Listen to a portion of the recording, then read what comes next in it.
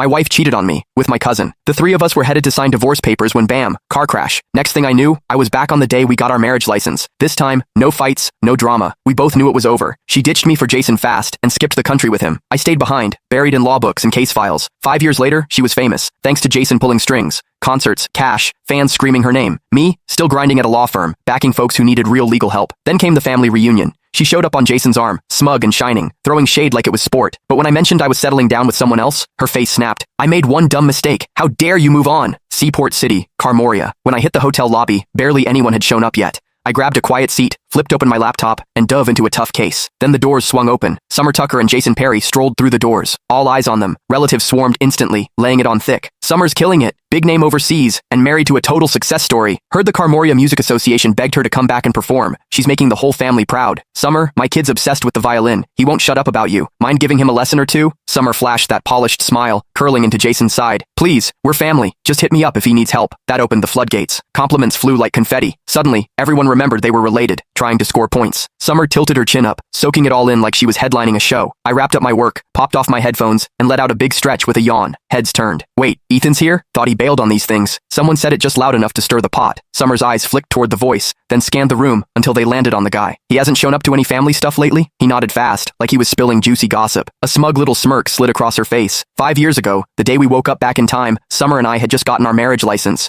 We were on our way to see our parents. Out of nowhere, she ditched me in front of everyone, ran straight into Jason's arms, and told him she loved him. Then she looked me dead in the eye and asked for a divorce. Said Jason was the one she really wanted. The whole family saw it go down. Most of them were here again today. Ethan's at Berevia Law, right? Dude's always buried in work. Never shows up to these things. Bet he's here for Summer. Maybe he still wants her back. That mess back then? Total humiliation. Summer's a star now, and Jason's her agent. Total power couple. Ethan trying to crawl back? Pathetic. The whispers kept going. Summer leaned into Jason, all smug. That's ancient history, she said, voice sweet. Jason's the one I really love. Silence. They looked so picture perfect. No one wanted to dig up the past. I barely glanced their way before flagging down a waiter. One coffee, no drama. I just wanted my parents to show up, say whatever they had to, and let me bounce. Jason didn't love that I was chilling. He strolled over, fake grin locked in place, voice dripping with sarcasm. Ethan, wow, didn't recognize you. You look beat. That job of yours eating you alive? Heads turned. Cue the peanut gallery. They jumped in like I was still 12. Ethan, you really should have picked a better job. Lawyers work nonstop and don't even make that much. Pushing 30 and still single? Embarrassing. No wonder you skip these get-togethers. Total disappointment. I locked eyes with Jason, then finally took a real look at him and Summer. Her hair was styled to perfection, wrapped in a plush cashmere coat, decked out in designer everything. She was practically sparkling with money. Jason had on a tailored suit, wedding ring shining. The way he carried himself, he looked like he stepped off the cover of a billionaire romance. No surprise people thought they were perfect. They nailed the look. I rubbed my temples and took a step back. Jason, you done? If so, back off. Your cheap cologne's killing my head.